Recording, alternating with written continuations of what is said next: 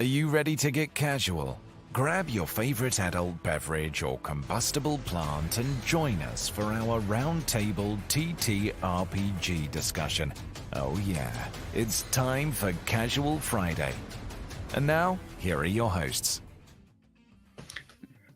Oh, yeah. We're here. It's Casual Friday. Hey, everyone. I'm GM Jim Heskett from the Wizards and Wordslingers. Over there is... I am Ryan Doyle at the Verdigris table. What's up? And down over there. I'm Brad Wolf from Dire Den.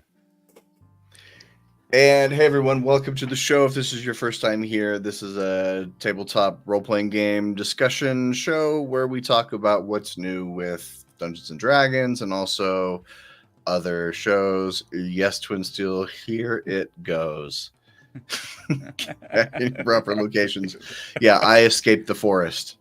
I was out there for many years, and it was cold and wet, and I found shelter. So we'll see how long it lasts. Anyway, I wasn't on the show last week, and Brad wasn't on the show last week, which he'll explain in a second. But some of you may know, some of you may not know that I found a portal that takes me to a Feywild version of Muncie, Indiana. And I've been spending time there, and Fey Muncie is under the hellish rule of a coven of hags, and I've been going there for a while to try to liberate the people and joining the resistance. And recently I went there, and time works differently. I was there for many months, working in the resistance, and I had to have a day job, so I learned to make puka shell necklaces, which are still huge there.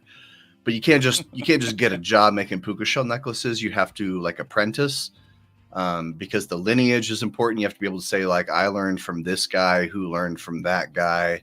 So the history of your puka shell training. Anyway, so I was there for a while, and then Brad showed up.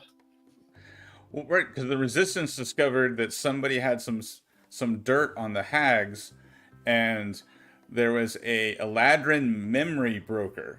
So this Eladrin deals with memories, and he wanted a particular memory that goes all the way back to the early 80s, and it was the memory of playing Dark Tower, the board game. So I had to exchange half of my memories of playing that game in order to find out the dirt on these hags, and then by a weird twist of fate, that led me to Cabo, because there was a coatl in Cabo San Lucas, and that's where the puka shell necklaces come from. Sorry, Brad, please continue. Right, yeah.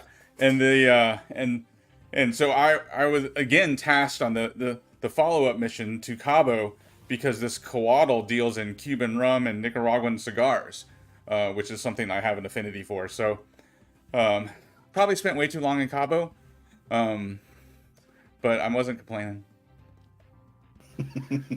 But then once we joined up in Fey Muncie, we were able to put all this to use, and we were able to get stronger and stronger in the resistance. The hags, their ice cream pacification program lost some of its effectiveness, and we were ultimately able to battle and defeat one of the hags. But then things turned south. Brad, tell them what happened.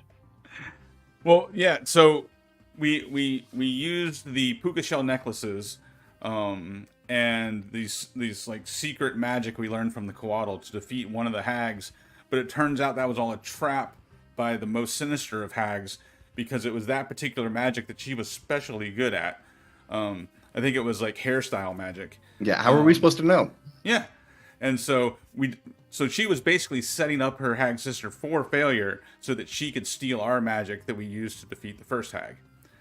Very, very, very haggy, twisted logic there. Unfortunately, we made it back here by the skin of our teeth, and we're plotting our next move. And that's why we weren't on the show last week, and that's what's going on. Oh, Fred, be quiet. Quiet, Fred. Jason 96. This is Casual Friday, where we're talking about tabletop role-playing games. And first, I wanted to do something real quick. Just wondered if we could stop by Jim's Corner for just a second. because I wanted to do a little show and tell. I have something very interesting to show you. So this is a bag of dice, and these dice are very particular dice because, can you see them? They are all different colors. These are color-coded dice, which are amazing for beginners because I got 5 sets, and they're all like all the D8s are blue, all the D6s are orange. So when you're training someone to play this game, you don't have to say roll percentile dice. You say pick up the black one and the white one and roll those, or roll the red one twice and take the better roll for advantage. It's extremely easy to explain to people who are not familiar, because how many times have people at your table gotten the D12, the D8, and the D10 confused? Which one's the D10? Is that the soccer ball?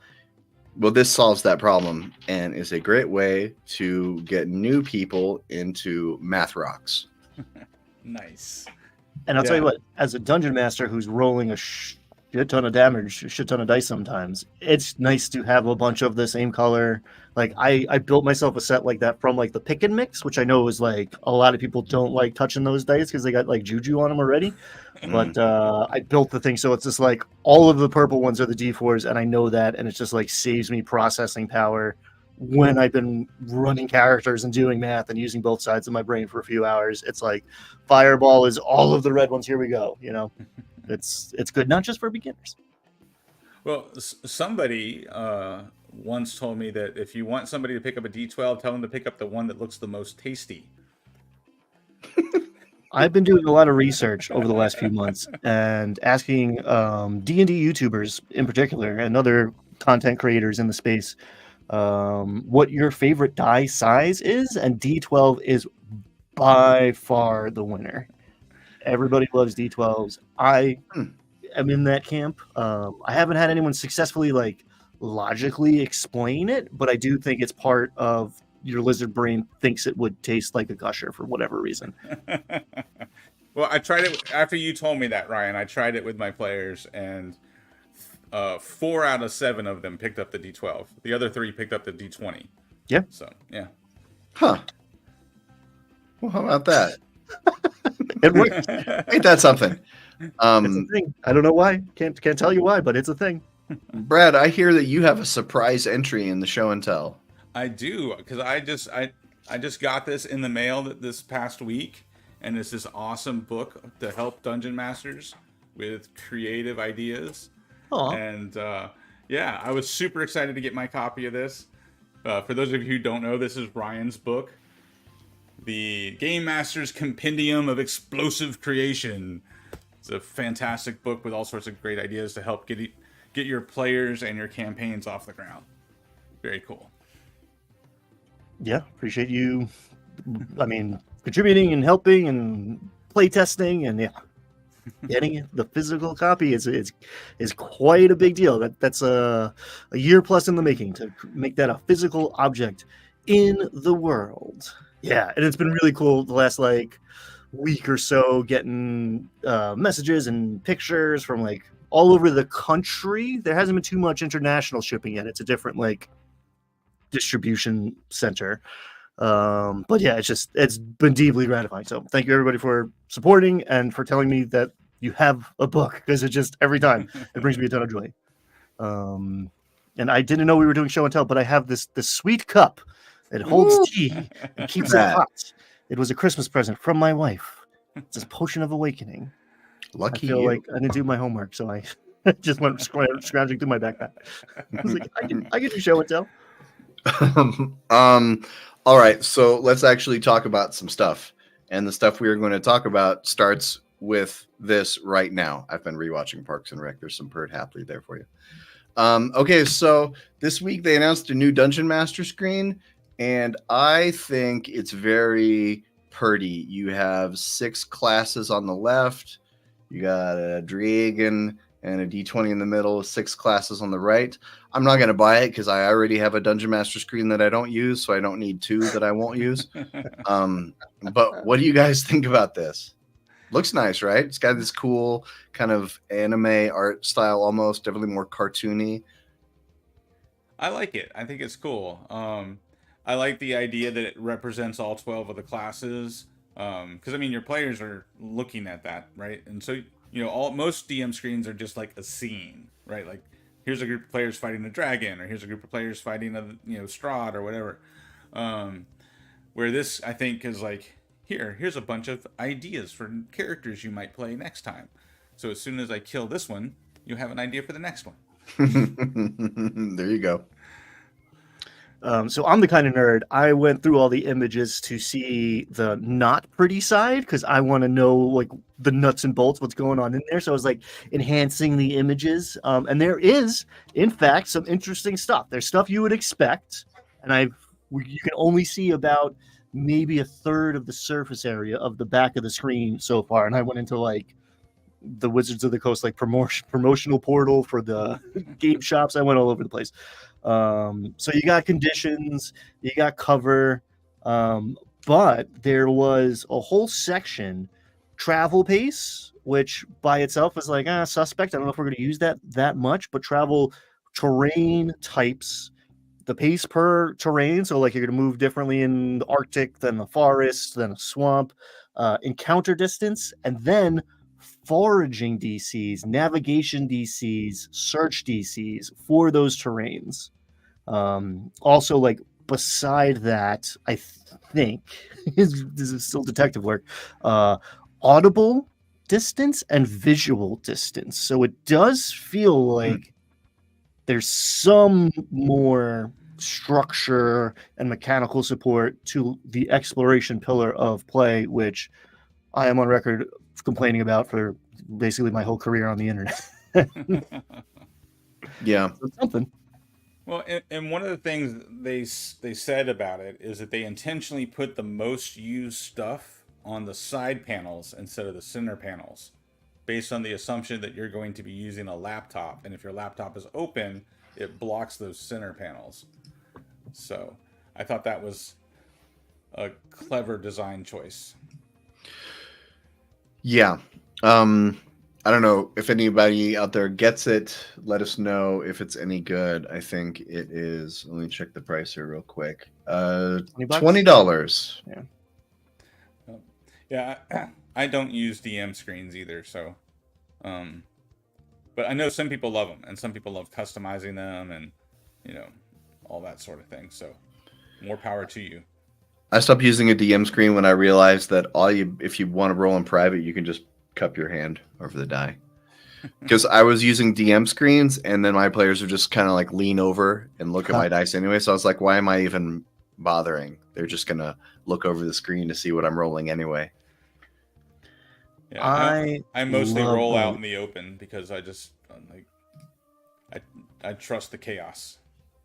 Same. I embrace the chaos. I court the chaos. Here at Casual Friday, we recommend embracing the chaos and staring into the void. And then drop a comment in chat. What happens? All right. Moving on, or anything else to say about the new Dungeon Master screen? No, I think we covered it well. I mean, I feel like we sold it. Sponsored by Don't Buy It. All right, so next up on our agenda is there was an article that Brad brought to our attention. You can't read it because it's under the thing. There you go. Brad, you want to tell us about this article?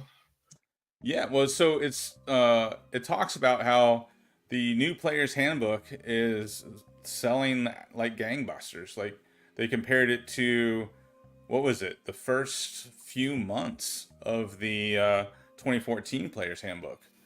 What they sold in just the last few weeks has outsold the original 14 Player's Handbook by a considerable amount. And the other thing they mentioned in here, kind of circling back to a story we covered a few weeks ago, is they mentioned that they haven't even released the books to the big box stores. So that explains why, there was that controversy. Is Wizards lying to us? They're saying they're selling all these books, but there's no record of these sales, right? Because those sales weren't happening in the big box stores. But they said they haven't even released it to big box stores yet. So like Targets, Walmart's, Books A Million, all those places haven't even received their books. So that's why it's not being sold there. Um, but yeah, I just thought it was good for the hobby to know that all these books are going out and being sold. Um, you know, more players, more future dungeon masters. Yeah, and there's one very interesting quote in here from Jen Lanzillo, who they said, people are still creating characters using the 2014 rules online. We want to make sure that anyone can play within whichever rules they'd like, but we are seeing the 24 rules outstrip 14 rules for character creation. Not quite 2 times as many, but around there. And it's increasing kind of week over week as people get more used to it. And I wonder how much of those stats are just people playing around making a 2024 character, or how many of them are legit doing it.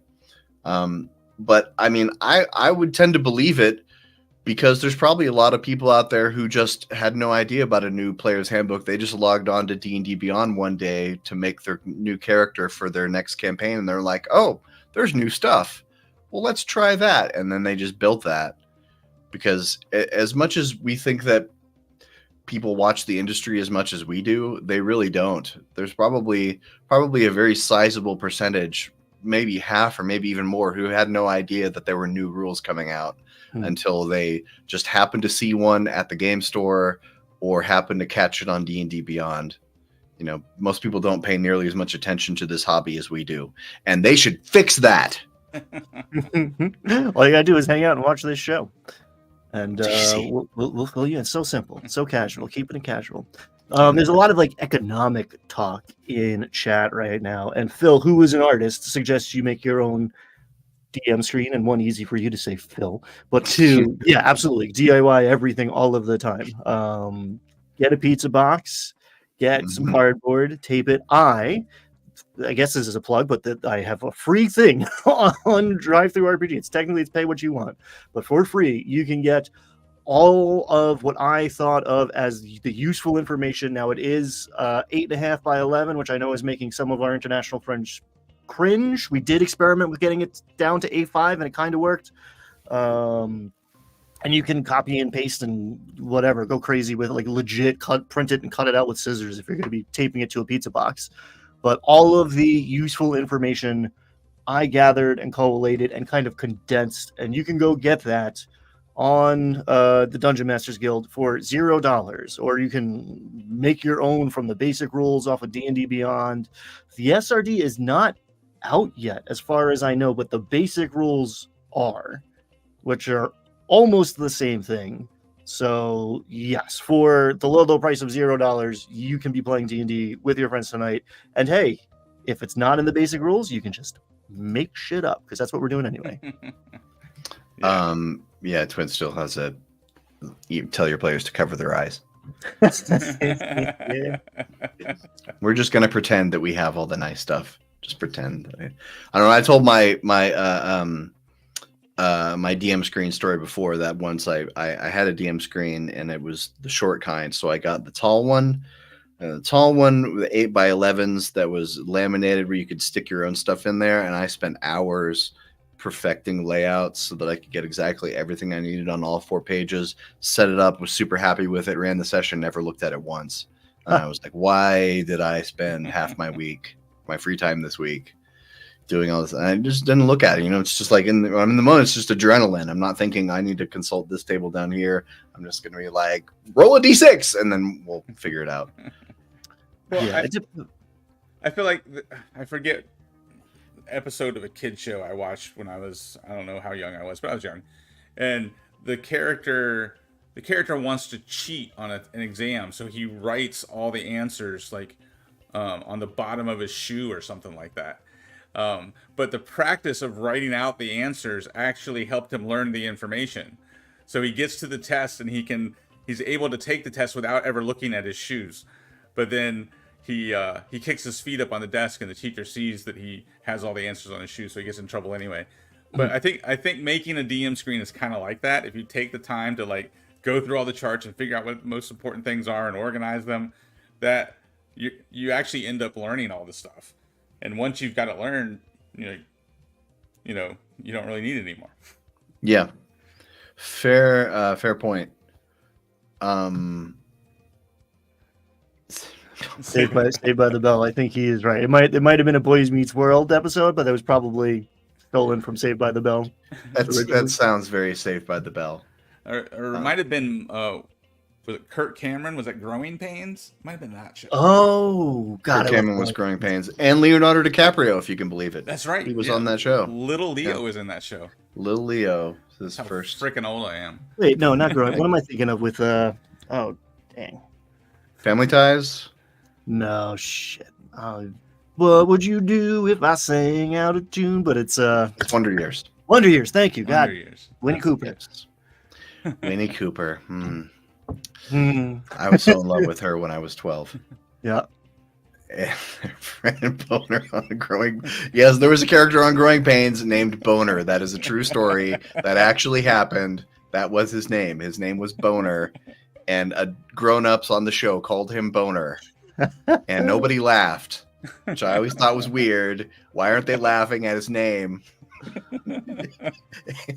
Anyway, Welcome back to Casual TGIF.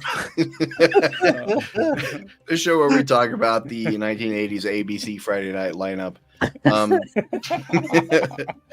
No, we are going to actually now have our question of the week. We pushed it a little further in the show to give people time to show up. But so here, I've got a little story. This should have been Jim's Corner, not the first thing. Anyway, Do it again. too late now. Do it. Back in the corner. Pop back into Jim's Corner for a second. All right. So earlier this week, I got into a squabble online by stating an opinion, and then a lot of other people had a different opinion. I was going to show the screenshot, but I think that was too salacious. I'll just explain what happened. Somebody on the internet posted that they didn't like D&D because it felt like a board game that people do improv fan fiction about. And I replied, "You're stupid." No, I didn't. Yeah. I replied, "The most fun I've had playing D&D had a lot more to do with the DM and the other players than the rule set. Sounds like you've had some crappy D&D experiences in your past." Then a flood of people underneath it disagreed with me and said that no, it's not the people, it's the rule set that enables the fun at the table. So my question of the week is, what's most important for a successful campaign? Is it the rule set? Is it the adventure you're playing? Or is it the people at the table? Discuss. Chat, let us know what you think as well, please. I'm gonna open with like the devil's advocate thing here, and I like to try to take people's arguments as if they're made in good faith, and I know that is folly in most cases on the internet. But as someone who reads way more internet comments than they used to because they are directed directly at me, I do try to engage with them as if there's another human being on the other end of this interaction who has got a legitimate opinion and point, and they're not simply just trolling. So I think there is an argument to be made that other games are better at other elements. I think by over-exaggerating how bad D&D is, you lose credibility, let alone persuasiveness. And D&D tries to be all things to all people, and that has made it the biggest, most successful, and a lot of people's entry point into the whole hobby, which is a very good, powerful thing that we want to have happening, because that brings us into a player base that is willing to experiment with other games that they've never heard of until they play D&D for a while. So yes, there are other games that are better at other elements because D&D is trying to do everything at once and therefore is the master of none effect. And I think that's what a lot of these arguments start as. And I think there's a lot of frustration from dungeon masters who have this cool game that they want to run and no one will play it because everyone will only play D&D, and that I am sympathetic to. However, if you want to get people to play your cool thing, trying to convince them that their cool thing sucks is not the way to do it. Yeah. Well, I would say if you just want to run like fantasy dungeon crawler or fantasy hack and slash or heroic fantasy, any of the things that D&D can do and does fairly well, right? I feel like you could use just about any game system for something that's pretty generic, because I largely agree with a lot of things that are being said in chat right now, that it's largely about the people who are playing. And when I was growing up, we at like 12 and 13 years old, we were making our own games that young. They were crap, I'm sure. I don't have any copies of the rules that we made up, but we played them and we loved them and we had a blast with them. Regardless of how those mechanics worked, right? You really don't need much of a rule system to play just a generic story of any kind, whether it's sci-fi or fantasy. You're just trying to do a generic story. I think you can use just about any rule set as long as everybody's bought in. But I think if you're looking for like some like specific experiences, like if you want to do like a survival horror, right? There are better games out there, better mechanics for survival horror. There are better mechanics out there for, certain styles of play. So I would say general rule is largely up to the people at the table that kind of creates the game and how well the campaign goes. But I think you can select a particular system if you want to create a specific type of feel for the game. Yeah, let's look at what some people in chat are saying. Ray says, I'm the DM, players make it fun. I just try to facilitate. Phil plays 6 different games with the same team, shenanigans each time. That's science. Yeah.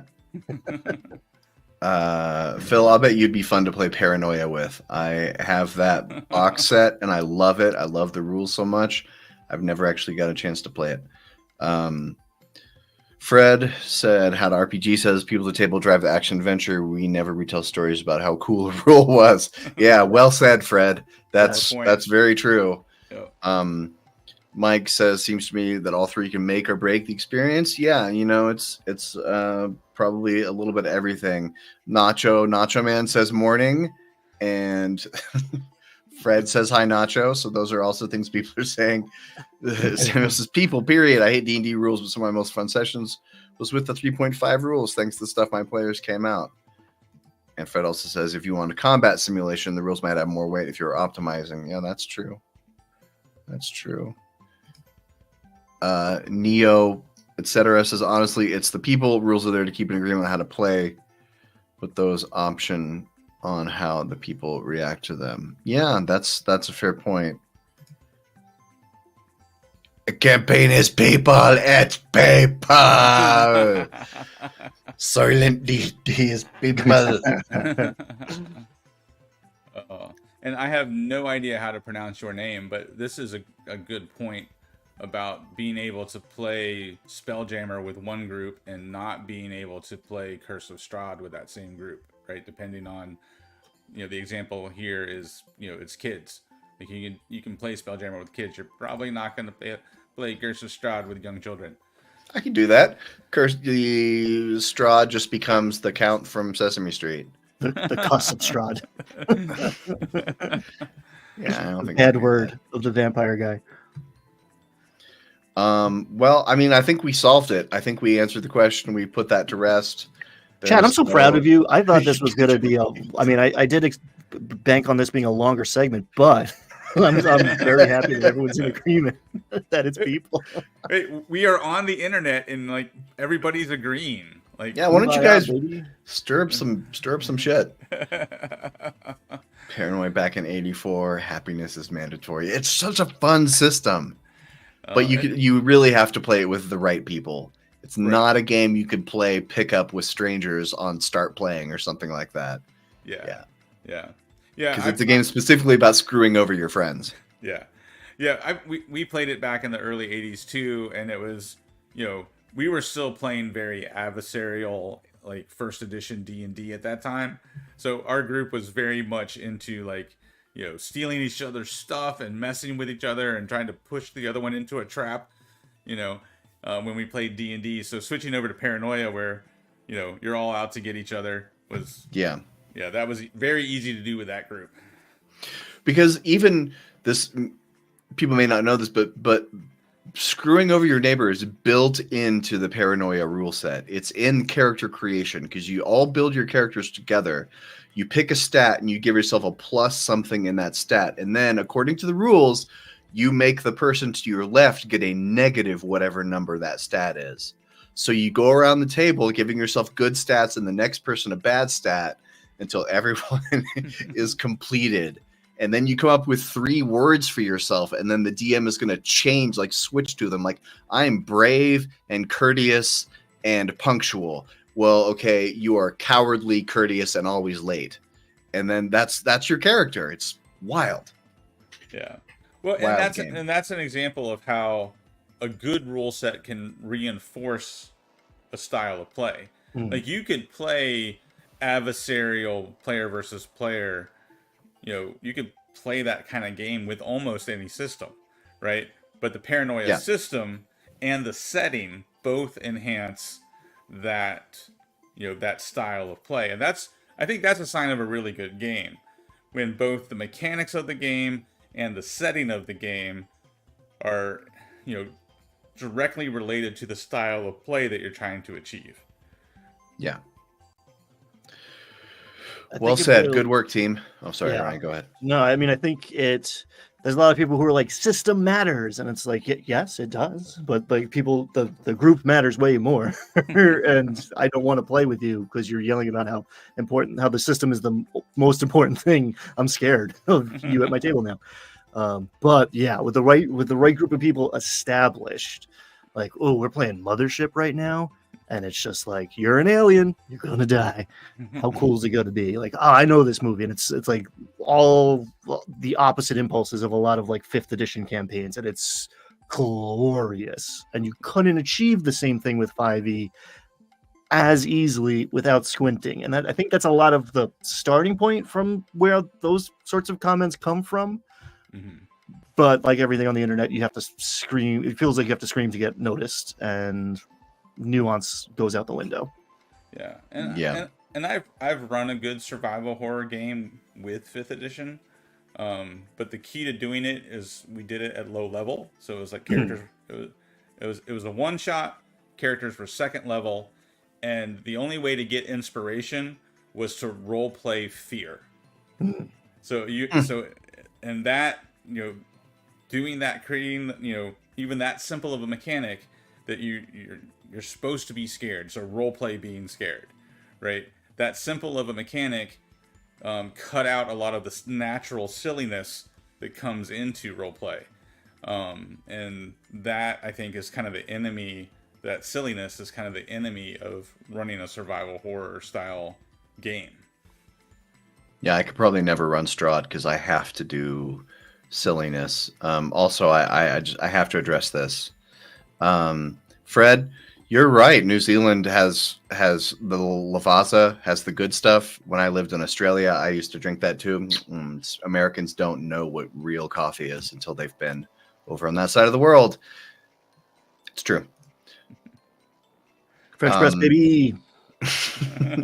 Anyway, so moving on, the next thing that we're going to talk about is as we barrel toward the inevitable crash between the Dungeon Master's Guide and humanity.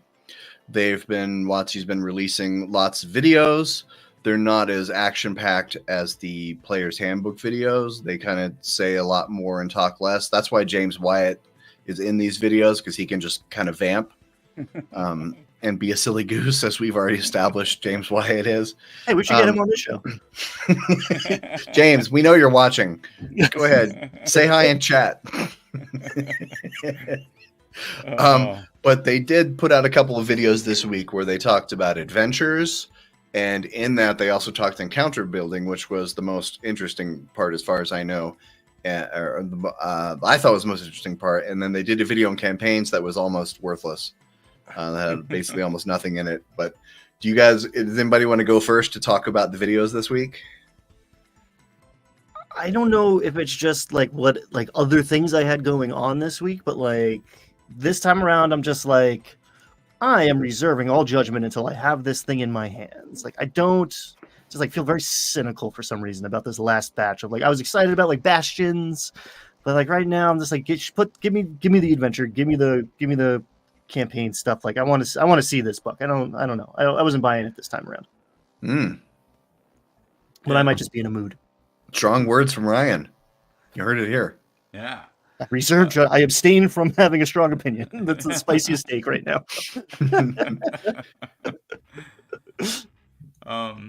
Yeah, I wasn't necessarily, excited by anything that came out in the most recent videos about the Dungeon Master's Guide. But I feel like I was already like my interest was already peaked with the last week's and the week before series of videos. So this was just kind of more explaining what we kind of already knew was coming. So I didn't feel like there was a lot of new information here. They're just like elaborating on things they've said before. But I just want to see. I just want to get my hands on a new Dungeon Master's Guide, and see how it sparks my imagination.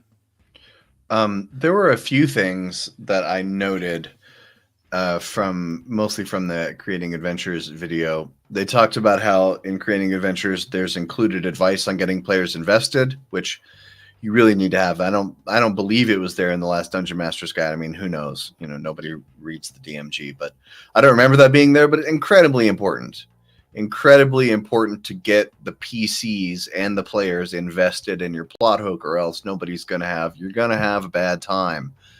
So if there's solid advice in there about that, I approve. They Perkins described something that they have 3 categories of hooks. They said patron hooks, supernatural hooks, and happenstance.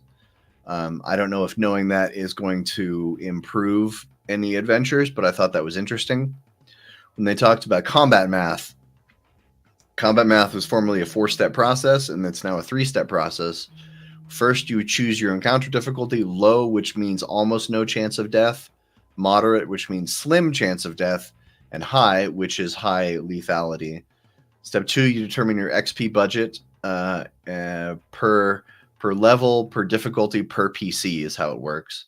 And then 3, you spend the XP on monsters. And the 4th step that's not there was that before you would double the experience points of the monsters to determine a budget, and I never understood that. I was like, why do I have to get this number, then double it to compare it to this other number? And so they just don't have that step. They redid the math so that the monster XP budget equals the XP budget for the encounter. And they said above 10th level encounters get significantly more difficult. Then in the campaigns video, they did say one thing that I thought was really good. They talked about the character tracker, which seems like it's more like a player tracker, because there were slots on there for here's the player, here's their PC name, what the PC likes and what motivates them. Like, is this PC motivated by treasure, by renown, by station? And that's some real 4E kind of stuff, like going back to the 4E DMG with the different player types, where you have the actor, you have the chaos agent, you have the whatever, I don't remember them now. But that's really it's good to know what motivates your players so that you can make them feel cool in the session, right? Yeah, absolutely. I actually got a chance to talk to Ted from Nerd Immersion this week. Unfortunately, the audio got all messed up on my interview, so I'm not going to be able to release that video, which sucks. But Ted has the DMG already, because he's one of the big channels, and he was talking exactly about the challenge rating stuff and encounter design stuff in there, and he was saying, he was describing exactly what you were just talking about, Jim, how like the difficulty is increased, and it increases significantly from 10th level onward, and he was pointing out some of those exact things, which obviously we all know that's something that's very needed right, is better encounter design and better game balance between the DM half of the game and the player half of the game. Phil makes an interesting observation here.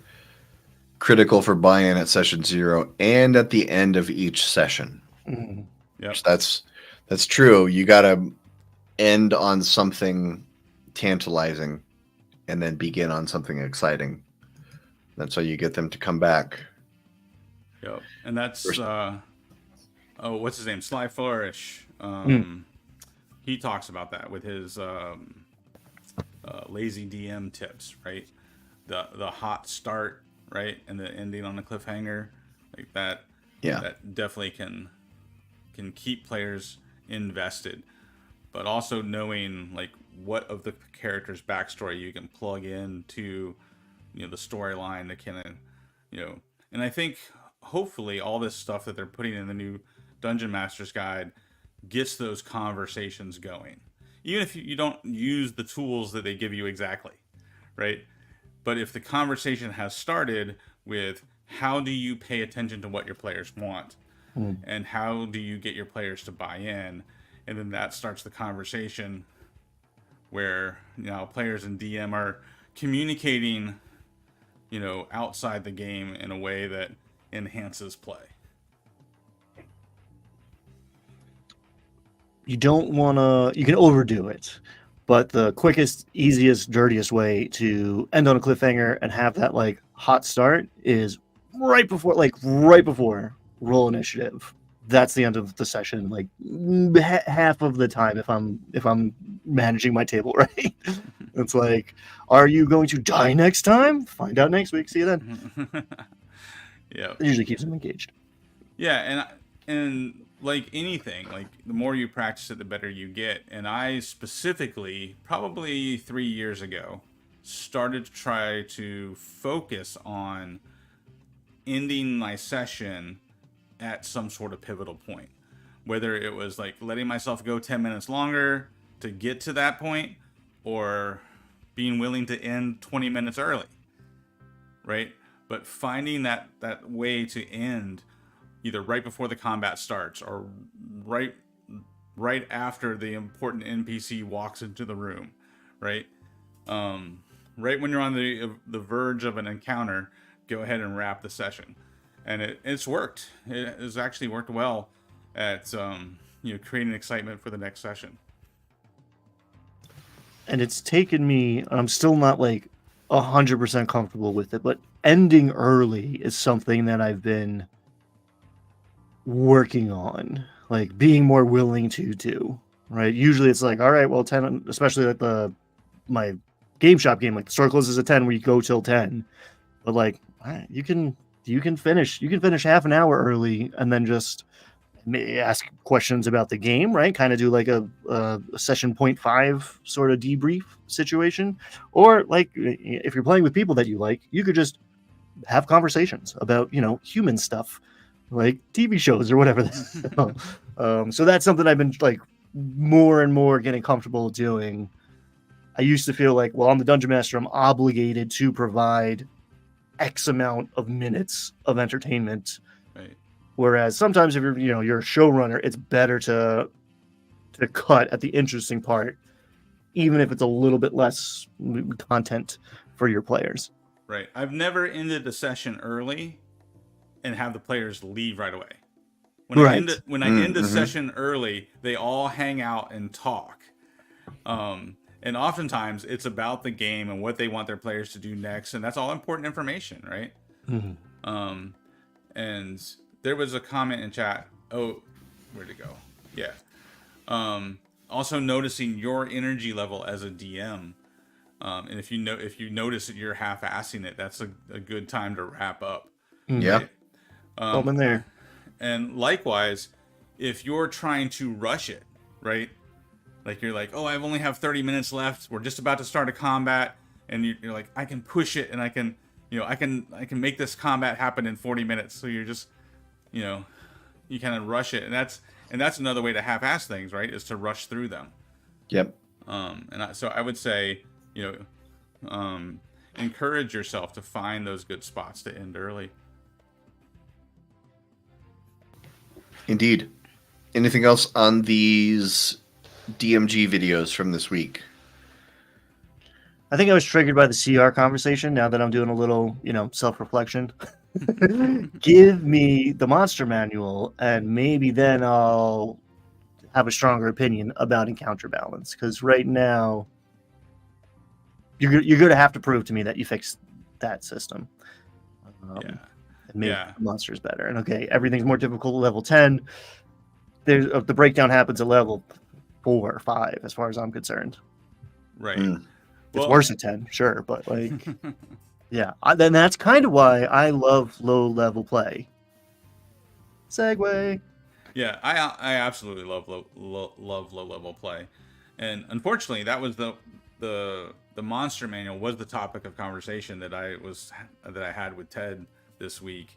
So I'm trying to figure out if I can make a video where I just talk about our conversation and hit all the highlights, because the footage. The audio is unusable, unfortunately. God, that sucks. I've done that a couple times. I've been there with people. Like you do it. It happens when you're by yourself. I don't want to say often, but when it happens, it sucks. When it happens when you're talking to somebody else, God, that's the worst. It is the worst. Yeah, I feel so bad for wasting his time because I screwed up the audio. That's it. But no, and we've said this many times talking about the monster manual. We don't know how good this edition is going to be until we get our hands on that monster manual. That's the missing piece of the puzzle. Yeah. And speaking of low-level play, sorry, I screwed up the segue. To the corner. To the graphic. let's go to the corner, shall we? Speaking of low-level play, the next thing we're going to talk about is you guys have heard of the D&D tuber XP to level 3, right? Young up-and-comer. Young up-and-comer. He's only got like 750,000 subs, so he's about to break through. He has this new series that's called Dungeon Delve.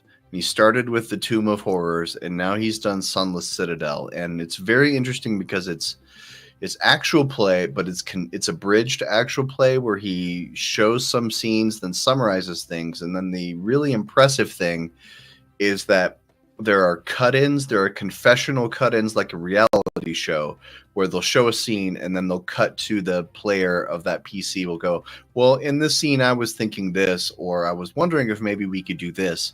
So it makes it like a reality show, and it's very, very interesting. And I wanted to share this specifically because if you look at the bottom left corner and see the time I was watching when I was able to screenshot.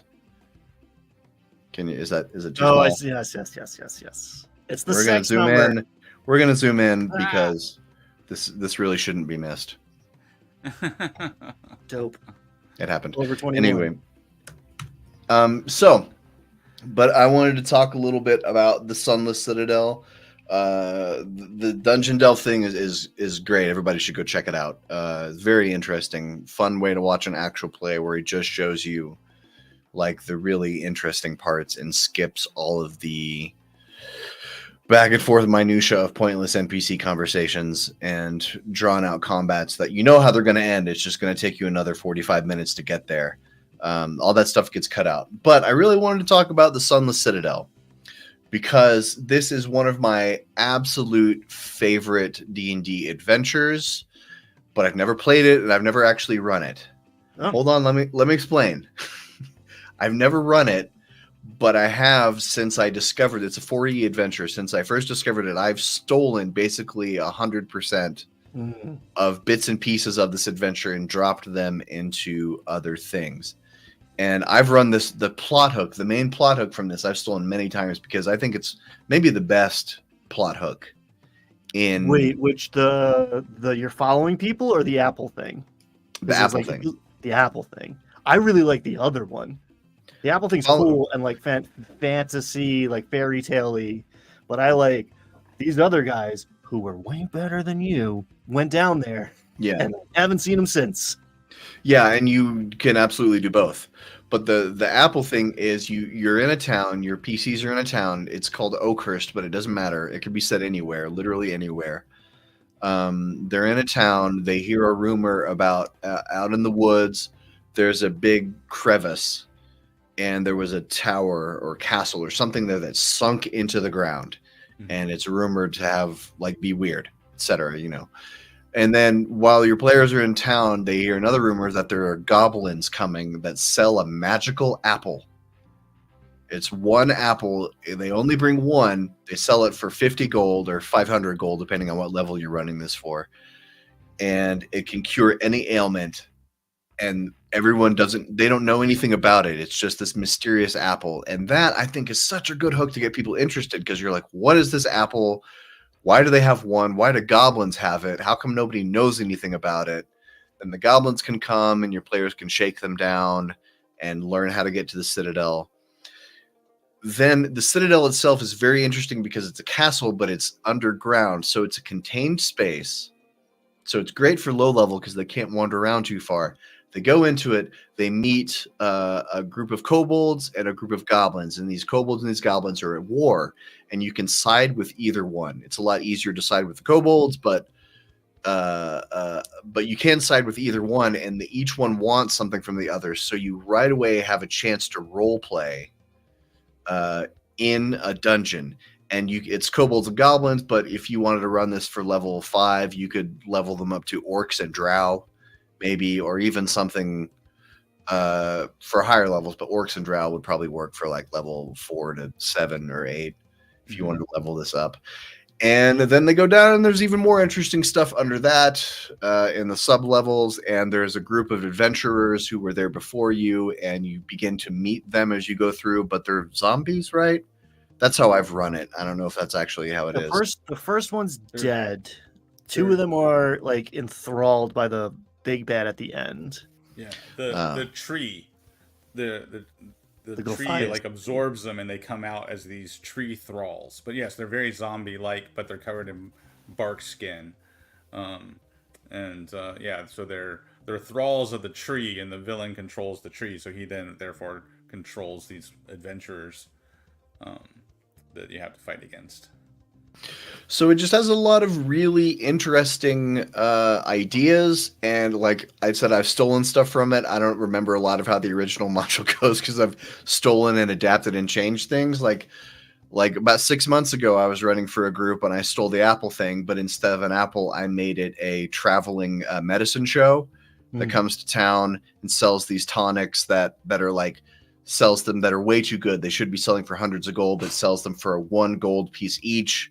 Nobody thinks this is suspicious, so my players dug in. They fall into Bacter's lair. They eventually find out he was installing like tiny magical microchips to track people, and that's why they're so cheap. It was a lot of fun. So this could go in so many different directions. That simple plot hook of like they have a MacGuffin and it's very mysterious.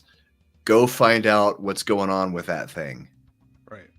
Yeah, there's a lot of good components. This is one of my favorite ones too. Probably as far as pre-written adventures, this is the one I have run the most. And I've run it for all different types of groups because I used to run it for Adventures League at the game store.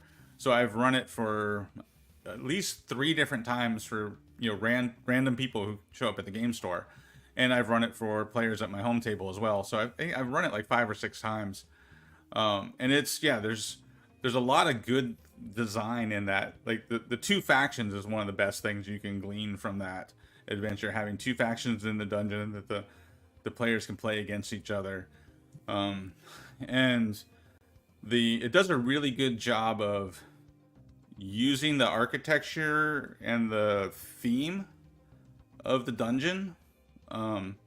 Because it used to be I think the building used to be as a temple to a dragon, right? Chardalon. Yeah, and so it was an evil temple, but there's all sorts of things in there that are traps that were not originally designed to be traps, which I think is a very clever way of doing traps, right? There's a troll trapped in the sarcophagus because it was a member of this dragon faith that wanted to live forever. So he ingested troll blood so he could regenerate and live forever. And of course, the priests of the dragon found that to be awful, and they imprisoned him in this sarcophagus. but he can't die because he regenerates because he's a troll now. And they open that sarcophagus, and this half-dead troll comes out, very hungry. And then there's like these fountains that used to produce magic potions, and one of them still does. So they encounter the fountain, and it gives you a magic potion. And then the other one, when they get to that fountain, it's broken. So instead of producing a potion, it produces this poisonous gas. I thought they just did a really cool job of like designing things that are effectively traps, but they weren't intended to be by the original design of the temple. Nacho just asked a question here. Apart from Death House, what's a good 1 to 3 adventure you could run for Curse of Strahd? Nacho, have you considered the Sunless Citadel? Yep. You could very easy, because you can put this anywhere, and then they go down, and then the big bad at the end is some kind of admirer of Strahd's or some kind of acolyte or devotee. And then as the players kill him, he laughs maniacally as a portal opens up and the players fall into Barovia. Bing, bang, boom. Sunless Citadel right into Curse of Strahd. Yep. Well, the other thing, too, is the lore behind the Gilthias tree. The reason the tree is cursed is because it has the heart of a vampire in the tree. That's right. Oh, yeah, that's right. So that's another way to connect it to Strahd, that maybe Strahd actually punished some other vampire by killing that vampire and putting its heart in the tree. So you could have that whole Gilthias tree curse be something that was originally created by Strahd himself. That's kind of what I did in one of my home games. So it's the wooden stake through the heart of a vampire grew into this tree. That's crafted out these twig blights. So it was a little shady of a dungeon master move, but I would do it again. But you kill the tree, right? You kill the big bad and his thralls, and then the tree's just like throwing twig blights at you and like bonking you if it can. So they take out the tree probably, and then it shrinks down, and then this vampire just like stands up, dusts himself off, is like, "Thanks, guys." That's in my home world, like, yeah, if you go follow that thread, like that's Curse of Strahd right there. Like you're going to Ravenloft if you figure out where he's going. He's like digging up some old graves somewhere to open up a portal to the Shadowfell. Good stuff. So yeah, I really like Sunless Citadel, and I got a DM's guide for it, so check it out.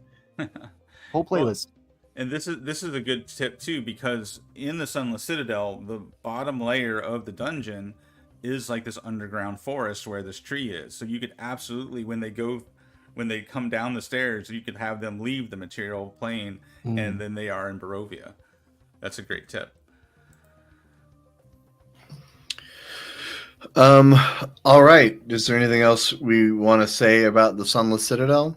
Meepo. We talked about the Sunless Citadel for 20 minutes and nobody said Meepo. Meepo. Meepo is the best thing from the Sunless. That's the best thing to steal from the Sunless Citadel. A weird little dude who's a monster, but is like just having a bad day. The players will always bite that hook every time. Yep. And one of them is going to be like, I hate this guy and I can't wait for him to die. And one of them is going to be like, he's my friend and now I love him more than anything and will die for him. And then you can kill that NPC. Probably. Because he's trying to get a wormling back. And the wormling... it's so many. It's a wonderful adventure. Check it out for sure.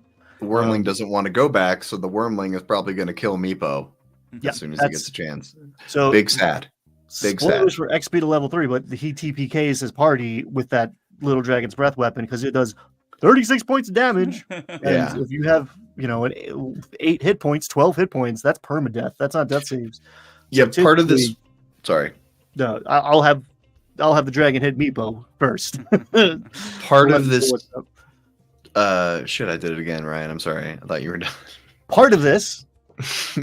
Part of this Dungeon Delve series is that he is running the adventures exactly as written, not deviating in any way, giving out XP, doing everything exactly as written. Then Tomb of Horrors was very chaotic. That one was good too, but running Tomb of Horrors as written is it's an adventure that's designed to make your friends mad at you. That's what it's for, I think.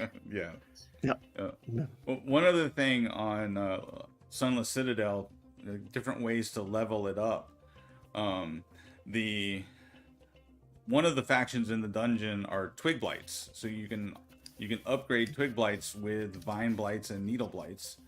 The other faction is goblins, which you can upgrade with hobgoblins and bugbears. And then, of course, you can use any of the NPC stat blocks to make Dragonborn as a part of the Kobold faction. So you can have some Dragonborn mixed in with your Kobolds. I leveled it up because I was running it at the game store. The player characters were levels 1 through 3 when I ran it, but there were 12 of them. So I had to up the difficulty level because there were so many players. And what I did was I made the big bad has a giant frog as a pet. I replaced that giant frog with a chimera. And so the goblinoids worshipped the chimera.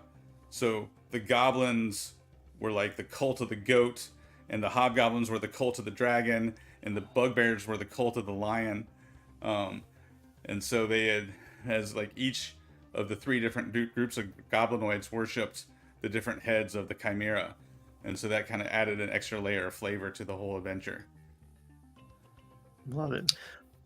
Part of the premise, I'm running a Ghost of Saltmarsh campaign right now. I'm a big fan of that one too. I like the anthologies. Tales of the Yawning Portal, Ghost of Saltmarsh.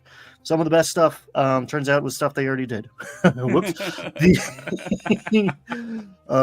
Part of the XP to level 3 video is sort of an argument for why you should not start at level 3, why you should start at level 1, why low level play is so good. And I say this all the time, and I don't get a lot of buy-in from players, but low level D&D has that like old school feel where there's stakes at the table.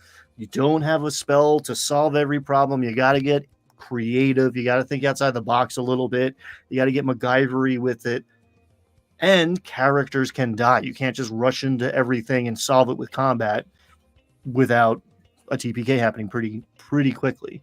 And that sounds bad to some people if you haven't done it, but it's a different game, and in many ways it's a better game. And then it makes level 3 feel like an achievement when you start to get your superpowers coming online. It just feels better, and it happens pretty quickly too. If XP or milestone, Sunless Citadel, you can finish in like 2-3 sessions. It can go long, but you can be done with it in 2 sessions maybe if you push. Yeah, I absolutely agree. I love low level play, and I've convinced my players to play multiple low level games to test out the new version of D&D, and I'm super excited for it. We're gonna play four adventures levels 1 through 5 to give everybody a chance to test drive a different character. I tend to start at level 1 and then go to level 2 in the second session. Like one full session, or if the session, like 4 to 6 hours at level 1, like usually one combat, and then just, everybody makes some checks, get a little bit used to the character sheet. And then beginning of the second session, we level up to 2, and then probably spend longer at 2 than normal to get to 3. But yeah, that's generally how I do it. I do something similar. I do like a session and a half at level 1, because like we just did it last night. We did session 0, and then we do about a half a game session at level 1, and then we'll come back next week and do a full game session at level 1, and that's enough level 1. And then at that point we're moving on to bigger and better things. But I love low level D&D play. Well, Brad, speaking about your session 0, so what do you guys think about this? We've run to the end of our new topics, and so what we have left on the agenda is to talk about the 2024 Player's Handbook, which I didn't know we would be doing, and I don't remember a lot about it already. But maybe speaking about the new Player's Handbook, both of you are now running 5.5 campaigns, so maybe you can give some overall thoughts on what you've experienced so far, and we could talk about that for the rest of our time. Sure. The biggest experience from last night was D&D Beyond is still a mess. Yes. Okay. It took us twice as long to get characters made last night because we were trying to stick to only using the new rules, and trying to get everybody like logged in onto the campaign and only selecting from the new Player's Handbook and not using any legacy content. And it was not efficient. D&D Beyond still needs a lot of cleanup. Agreed. It crashed on us. It crashed on us on Tuesday night. It's crashed on us a couple sessions over the last like 6 to 8 weeks. And I went on a little tear when it was confusing about like spell selection, because I opened it up to the players. Hey, on the tin it says that you can have a 2014 character and a 2024 character, so you can upgrade or not. Because I had a couple people who were like, I don't know if I want to spend $50 on this thing. I don't trust Wizards of the Coast. I don't want to spend $50 today anyway. So for a while we were having both, and I was like, print out your sheets, get it in writing. This is not reliable. Even once it was fixed and that controversy was sealed up, I was like, D&D Beyond's going to crap out, and it has a few times. And we've had a couple instances. So those of us who do have the book got it from the game shop we're playing in. So we have like the very first printing. So there's already been some errata. So there's things that don't match up between the book and D&D Beyond right now, and it's not really clear which, because I can't quite trust. Like, my impulse is the D&D Beyond one has been updated, but it's an unreliable narrator, so I'm not quite sure. So the logistics of it is still a little messy because only a third of the game is out. Vibes pretty similar. There's some cool player stuff going on. You know, every once in a while someone pulls out an ability, or there's like little changes. Like our orb is like cooler, sleep is worse. So like I'm in a position where like I think I know everything and legit will ask everybody to read out everything right now. Because you think you know how this spell works because you've known for 10 years how it works, but like maybe they changed 3 words. Maybe those words are important. So it does slow down play, but I'm okay with that sort of like tutorial mode for a while. Yeah, I didn't notice any big differences. Of course, we've only actually played half a session, right? So, and it's level 1, so I haven't noticed any big differences. The players seem to really like the weapon mastery stuff. So that did come into play a little bit in our first combat. I think we missed so I'm hearing you, Ryan. We need to like double check ourselves. I know we missed the Cure Wounds because the cleric cast Cure Wounds, and I'm pretty sure they only rolled 1d8 instead of 2d8, which is the new version of the spell. So yeah, it hasn't felt like a big difference, but it also might be because I'm missing stuff because, you know, players are so used to doing things a certain way. It's in some ways it's the worst of both worlds in that like it's a new game, but it doesn't feel like it. Right, which is what they set out to do. So success from some design standpoints, but like I would have preferred a new game.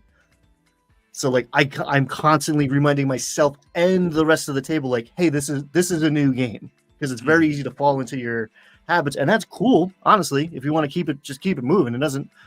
I mean, the healing all got buffed, and sometimes that'll make a difference about what happens at the table. And there's a lot. I agree with a lot of the adjustments. It's just I need to onboard all of this information now. Yeah, and it's not quite different enough to make that feel natural. Like Fireball doesn't go around corners anymore, and that means I can hide. Fireball used to specifically go around corners, but now if I put a column between me and your epicenter of the fireball, I'm not in the blast radius now. And it's still OP. It's still super powerful. Players are going to complain about it initially, but like that balances the game a little bit better. There's a lot of the changes I agree with. I'm just feeling a little like curmudgeonly. Get off my lawn, or give me a new lawn. Yeah, no, I agree. Like it's kind of hard, like like you were saying, because it is kind of worst of both worlds, because you're not using a whole new system, and you don't have that awareness of, all right, how does this work? How do we do it? Are we doing this right? Because it's so familiar, it's easy to just do what you're used to doing, and you can easily miss stuff. Because I'm so used to letting my players manage, their own spells, right? So when the cleric healed somebody, and then one of the other guys pipes up and says, because the first time playing a cleric for this one particular person, the other person pipes up and tells her how Cure Wounds work, but I'm pretty sure he told her the old way and not the new way, right?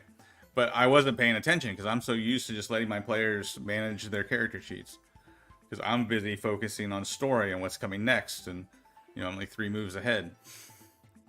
Nacho's an interesting comment here. They're putting compatible with 2024 rule set stickers on some of their books. On D&D Beyond, digital stickers. That's interesting. From the marketing standpoint, like this is why we're in this situation, is because they didn't want to clear the shelves of all the old products. Right. Like the backwards compatibility means like, yeah, we can still keep selling all of these things that we've produced. Yeah. And they can. Yeah. Curse of Strahd is still selling, so why would they want to deprecate that? Yeah, I understand it from a business standpoint. I mean, hate the game, not the player, I guess. Yeah. But I still would have preferred like a full-on 6th edition. Yeah, I agree, but I also lived through 4th edition and remember how much so many people, including myself, just didn't like it. Right? Yeah. It was too different. And now a lot of those things that were in 4th edition were reiterated on and then, worked into 5th edition. But yeah, 4th edition didn't feel like D&D to me, and that's the risk you run if you come out with something completely new. Yeah. Here's my prediction: either 6th edition will never happen, or we'll get it in 2029. Ooh. You think it's either going to be like, we need a new game now, and they're going to just come out with a whole new game? Yeah, if 5.5 bombs, they'll start the wheels turning, within a couple of years. How long was 4th edition? It only existed like 6 years, right? 2008 to 2014 was 4th edition, I believe. Okay. Yeah, it was. It's not like it doesn't. It was the shortest run. Yeah. And the new edition doesn't come out the day they start working on it. The day they decide to make it. Like you got probably a couple of years of lead time. Yeah. But I mean, if we read the tea leaves of like, okay, they sold more in the last couple of months than they sold in the first 2 years of the 2014 PHB, then like it looks like they're getting adoption, which I think is likely going to happen. Like I don't think it's going to bomb. I'll put it that way. Yeah, I think the more likely scenario is what you're saying, Jim, where like we never really get a new edition. It's just update after update. Because I think Hasbro is of the mindset, don't fix what's not broken, right? It's good, it's successful, mess with it just enough to get new eyes on it or to reinvigorate the old fans, but don't do anything innovative or interesting or too new, right? Because we don't want to mess it up. Like, I think that's definitely the mindset. So I think we're going to see most of the innovation in our hobby come from independent publishers, other companies. I think there is a lot of good, and interesting design coming out of these other game studios, these other companies. Stuff from Free League and Darrington Press. I think we're going to see more and more innovative stuff as people are making alternatives to D&D, because I think D&D is going to stay very much like 5e for a long time. And that's exciting to me, honestly. Like if D&D stays still and all the evolution's happening elsewhere, like I'm here for that. There's incredible games on this shelf that I'm in love with that are difficult to get started. It's such a heavy lift, but like I think the more people that come into the new edition, the more people there are to play TTRPGs with at all. And if this is the same game you've been playing for 15 years, eventually you're going to start to wonder about other stuff. I think. I mean, that's what happened. That's what happened to me, right? That's what happened to a lot of players. It's just a lot of the people we're talking to started playing a couple years ago, so they're not quite there yet. And most of the arguments are like, "Your game is stupid. You should play mine," and that's not getting a lot of converts. Yeah, speaking of Arcane Library, Fred, Mm. here's my wild prediction. Okay, wild prediction time. In 2026, Kelsey Dion from Arcane Library is going to release Shadow Bright, which is the non-grimdark version of Shadow Dark that'll have rules for social encounters.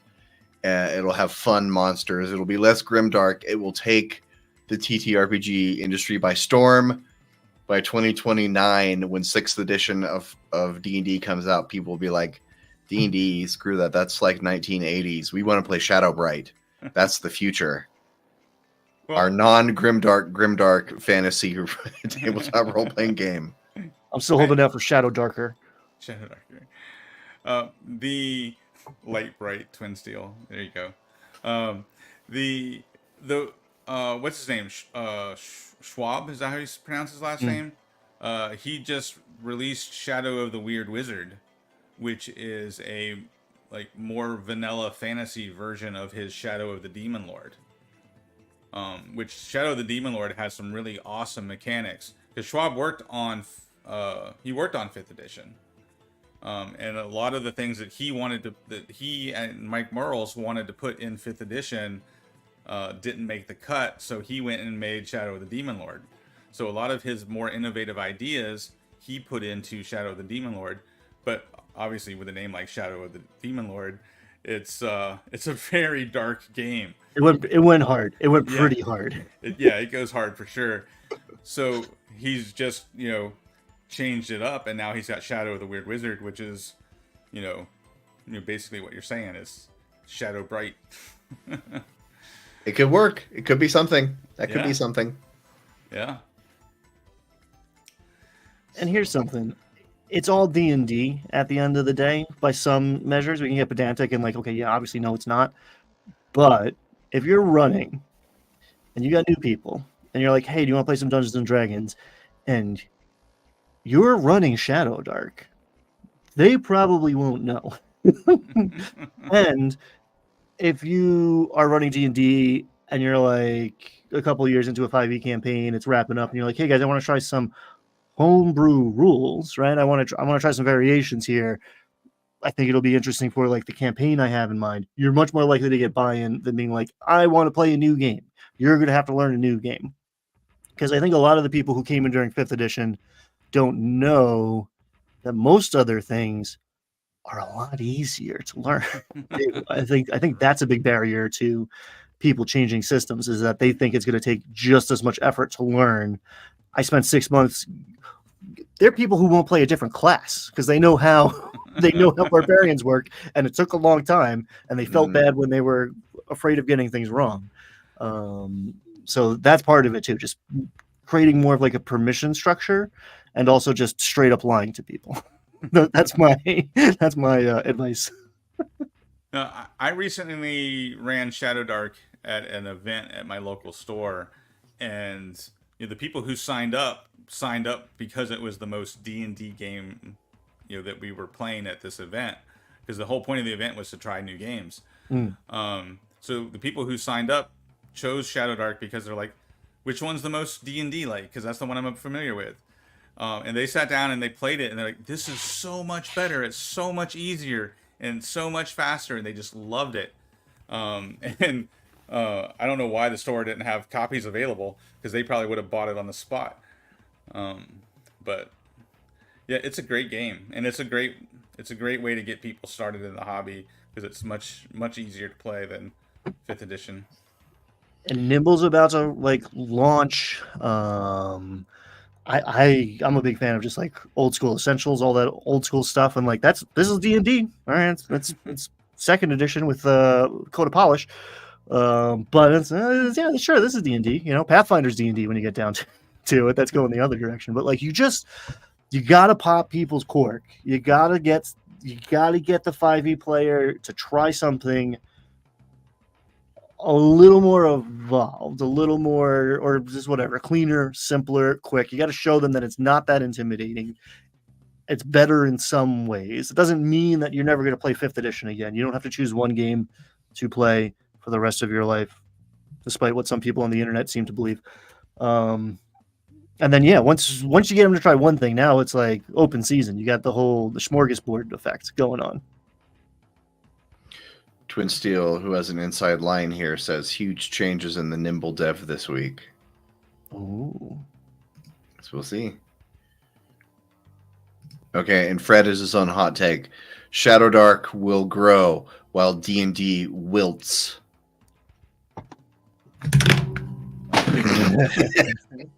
I mean, I wouldn't hate it, but I'm not going to put money on it. Shadow Dark will grow. Yeah, Shadow Dark will Dark's gonna grow. 'Cause she's obviously like, there's a support structure there. It's not a one and done sort of thing. No, It's a vibrant community. Shadow She's Dark's putting out free DLC for it. No. She just put out Solo Dark for free. Yeah. How to adapt Shadow Dark to play solo. I did a video on it. Didn't do well. What are you gonna do? You're supposed to yell about D&D. That's how you get people to launch your shit, don't you know? Here's this thing I hate. Oh, cool. I'll spend my time absorbing that. Yeah. I find it really interesting that the question Jim asked us was, what's it like playing the new version of D&D?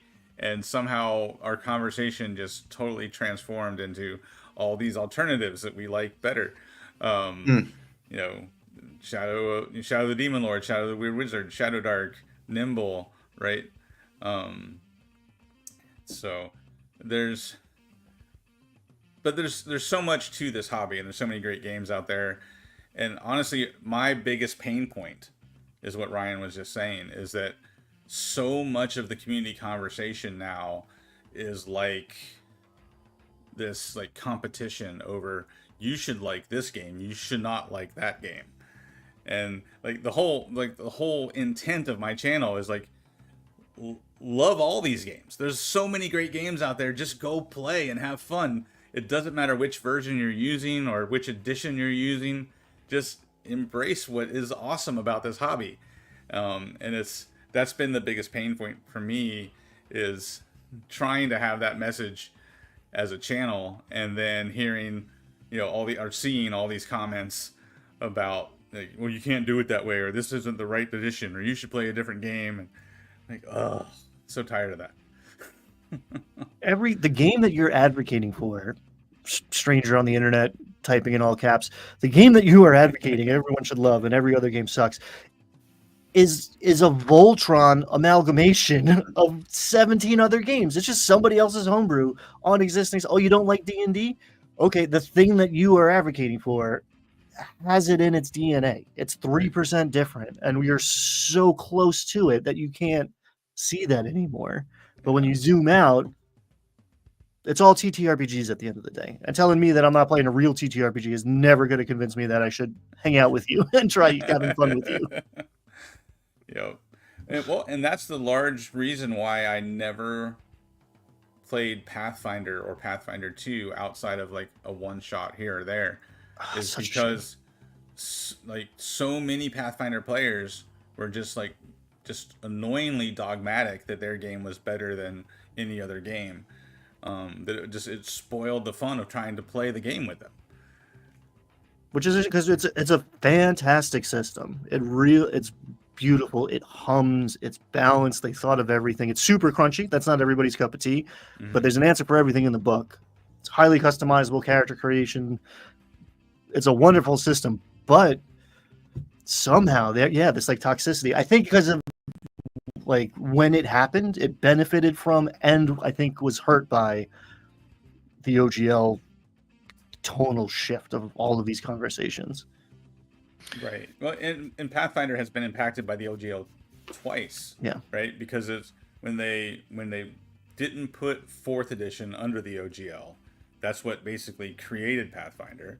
And then, the most recent OGL debacle forced Paizo to revise Pathfinder 2, right? So a lot of what has gone into the design of Pathfinder 2 and Pathfinder 1 was a direct result of OGL related decisions by Wizards of the Coast. So there's this adversarial tone in its DNA, right? And here's a note about toxicity. Here's just some general life advice. Don't ever make any hobby your personality, because then when people criticize that hobby, it will feel like they're criticizing you. When you are too tied up in with your identity is too tied up in a particular thing, you won't be able to differentiate personal criticism from criticism of that thing. It will feel exactly the same. And so if you say, I like cheese, and I say, I don't like cheese, I'm not attacking you because you like cheese. Don't become a cheese person. That's what I'm saying. Thank you. Yes. Thanks for coming to my TED Talk. I think we're probably about out of time here. A couple things. If you were looking for that Faye Muncie update we did at the beginning of the episode. Also, soon, I don't know when, we're going to have a huge announcement. Big announcement. Big things coming. I don't know what you're referring to, Fred, but you agreed with me, so I support you. It was the cheese thing. It's okay to like cheese. It's okay to not like cheese. It's okay to not like cheese. Huh. I feel like I got lost from my original point on that. The real Dungeons and Dragons killer is coming soon, folks. All these other systems are just playing. We're cooking. I don't want to overhype it, but it will be bigger than D&D. Bigger than D&D, bigger than Coke, bigger than Jesus. Oh gosh. You heard it here. Yeah, I said it. I have no idea what Ryan is talking about, but I'm excited. I don't know either, but I'm also excited. I was just yes ending. All right. I think unless anybody has any final thoughts. Oh, I have a recommendation. I want everyone to listen to this song. It is called Ghost Woman Blues, and the band is called The Low Anthem. ANTHEM. Ghost Woman Blues. It's the most relaxing song. Later on this evening, when you're in a relaxing kind of mood, if you know what I mean, put on this song and just close your eyes. It is a beautiful way to spend 4 minutes. Ghost Woman Blues by The Low Anthem. Anyway. Bigger than hip hop? I don't know, Phil. We got to set some kind of floor. Hey guys, we're doing a cool thing. Probably. Come, stay tuned. We're gonna be sold in the Bible. Yeah, I think that feels like fair. We've got these people who are going to put it in every hotel room in the nation. That's going to be great. All right, guys, I'm going to end the stream. We're getting loopy. Please do. We've gone too long. It's devolving into chaos. All right, everyone. Thanks for watching, and we'll see you soon. Dun dun dun.